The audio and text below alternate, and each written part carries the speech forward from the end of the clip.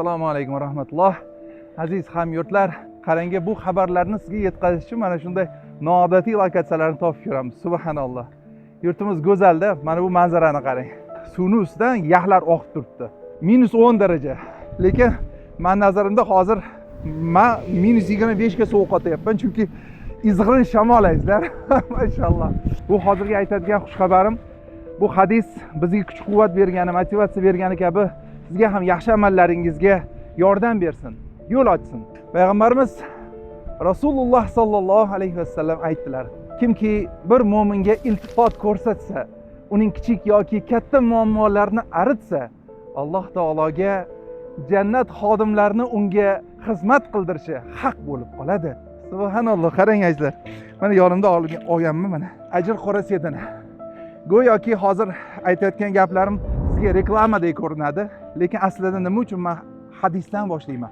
Nima uchun mana shunday Payg'ambarimiz alayhisalomning va'dalari bilan, Alloh taoloning oyatlari bilan biz keltiramiz? Chunki mana shuni xarid qilayotganingizda agarki siz shuni niyat qilsangiz, hozir yuqoridagi hadisga men ham tushay. Mana shunday jannat xodimlarini menga xizmat qilishi haq bo'lib qolsin, Alloh taolo menga jannat nasib etsin degan niyatda agarki xarid qilsangiz, har bitta donasini ichayotganingizda sizning nomingizdan ehsonlar xonadonlariga kirib borayotganini his qilsangiz, albatta yetasiz. Albatta bu xushxabar sizga ham taalluqli. Dunyoni ko'ryapsiz, qanaqangi gegemon davlatlarni siyosiy o'yinlarni iskanjasida qolib ketyapmiz. Subhanalloh. Mana shunday paytda birlashishimiz kerak. Mana shunday damda o'zimiznikini qo'llashni o'rganishimiz kerak. Bu mahsulotlar o'zimizniki. Bu mahsulotlar millatimizning manfaatiga xizmat qilyapti. Qolaversa qo'limizda 100 dan oshiq o'zimizning xodimlarimiz, qaro ko'zlarimiz ishlashyapti. Yaxshi maoshlarga alhamdulillah. Undan tashqari biz topilayotgan bu daromaddan 30% ni yetimlarga, miskinlarga, qiynalgan oilalarga, qaro ko'zlarimizga intizor, mehrga intizorlarga yetkazyapmiz, to'g'rimi? Qolaversa, qora sedana o'limdan boshqa har dardga davodir deyilgan azizlar, jismi joningizga foyda.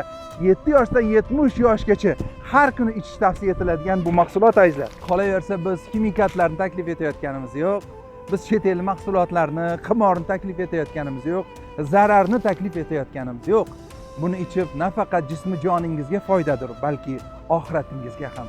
O'zingiz iching, tavsiya qiling, yaqinlarga dalolat qiling, bu videolarga like bosib, kommentariyalar yozib, yaqinlarga jo'natib qo'ying. Bu ham bir ehsondir.